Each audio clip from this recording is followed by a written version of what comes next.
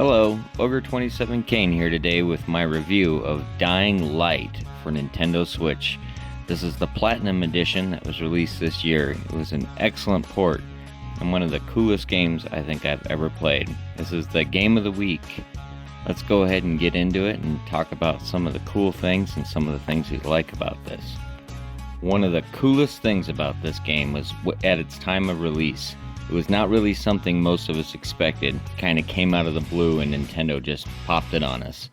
I remember seeing it in the Nintendo Direct and thinking, wow, Nintendo sure has changed. It's almost like going back to the days of the GameCube. Yeah, it's been that long. Man, I sure do miss that, but I'm ready for anything they can give us like this. Heck yeah.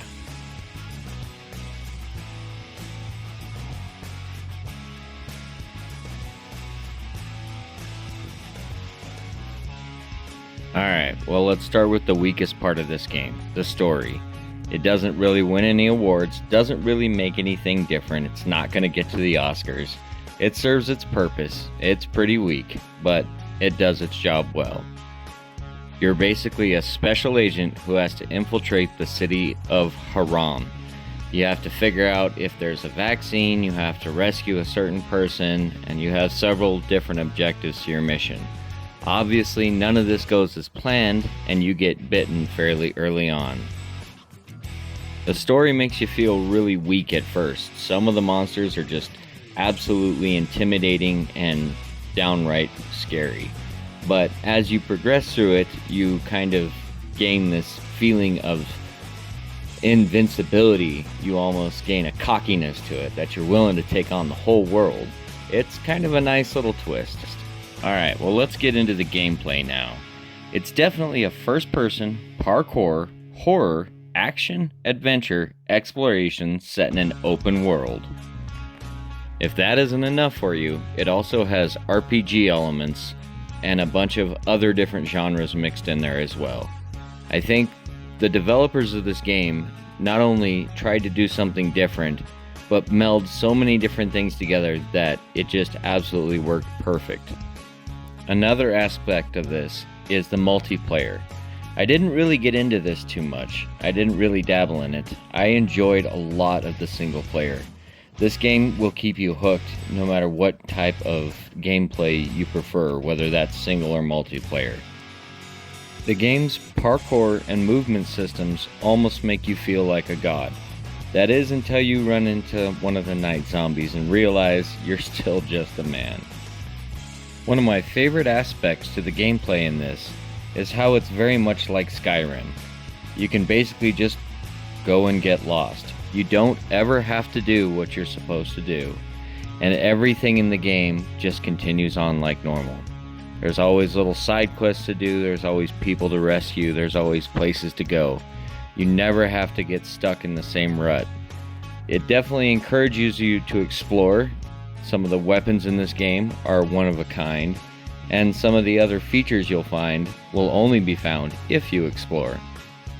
If you enjoy the kind of gameplay that keeps you on your toes and always on edge, always moving, always running, always thinking, then this is definitely a game you'll enjoy. Not very many games do this. A lot of games have a slow point or story or narrative that'll keep you sucked into a certain thing. But not this game. It lets you move. It's super fun. Alright, let's talk about the graphics and animation. It runs at a pretty stable 30 FPS on the Switch. A little bit of jumping here and there, a little above, a little below, but nothing that ever got in my way or bothered me. The resolution is also supposed to be 1080, but it varies. It's definitely a dynamic resolution, and the game does its best to work with what it has. But I never once experienced any sort of like artifacting or any sort of thing that caused me to stop and look at it, you know, kind of like a Skyrim or an Ark Survival Evolved kind of thing. Another cool thing about the graphics is that you can definitely tell they put some time into making the Switch one its own thing. It doesn't necessarily have some of the original features of the PS4. You can tell that they reworked some of the artwork, reworked some of the geometry, but they did it in a way that suits and benefits the Switch. Never once did I feel like the Switch was struggling to do something or draw a picture that it wasn't meant for. Next up, let's hit the animations. All of the character animations in this game are pretty smooth. All of the enemy animations are smooth as well. They definitely put a lot of time into each frame of movement, each area that the monsters have the ability to do things, the environments around them, and the daytime and how it affects, as well as time and, for example, emotional distress and whatnot. A lot of that stuff is portrayed really well. It gives you a feeling that something impactful is going on, and not a lot of games can smoothly animate those details. So when you put the whole package together, it really looks like they did a great job. Techland really put some time and effort into this. They wanted this game to do well, and they wanted to show off their skills and ability.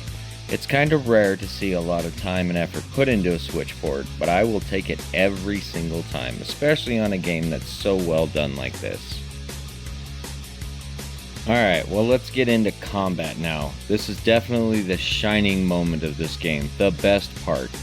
Everything in this game feels great, but the combat feels super satisfying. When you cut off a head or cut off a limb, when you block an attack, when you move around, when you throw something, when you get vomited on, everything in the combat in this game runs smooth. It definitely has a lot of first-person elements, shooter, melee, and it's fast-paced, it's tense, and the parkour allows you to incorporate all of those elements. Whether you want to use a bow and arrow, an AR-15, or a katana, choices are all up to you. Everything about the combat fits. I never once felt like I was only stuck with range, and I never felt like I had to only use melee to get through an area. It was totally up to me and how I wanted to dictate the fight. The only minor gripe I had is that some of the coolest combat abilities in the game you don't get till the end of it. So, a lot of the times when you need some of the best abilities are when you don't have them, and by the end of the game you're so OP that they're kind of useless at this point. That's really about the only bad thing I can say about the entire game. Well, I guess naturally talking about combat, we have to talk about the weapons and the upgrades. The upgrading system in this game is pretty neat. It's definitely a crafting, go find materials and you can build certain things. It's fairly simplified though, there's not a lot of materials to find. The weapons themselves are a blast to use and there's a lot of cool variation to them, but kinda like Breath of the Wild, they have a bad tendency to break on you, especially at a time when you really need them to work. I would say a lot of the deaths that I took in this game were due to my weapon breaking and me not even paying attention to it because you can still use it after it's broken. Jeez. If you enjoy hunting everywhere in the world to find unique weapons, then you'll definitely enjoy the weapon and upgrading system in this. Well, thank you for watching my video. This game was a blast to play and to review. I wasn't sure if I could like a first-person, parkour, adventure, horror, but now I can't wait for them to port the second one over. I know it's a lot more technically advanced and it's a lot more difficult, but I can only hope that Nintendo will offer up a nice big bag and make it an offer that Techland can't refuse. If you enjoyed this video, please give it a like and subscribe. I hope to see you in the next one. Take care. Ogre27 Kane, out.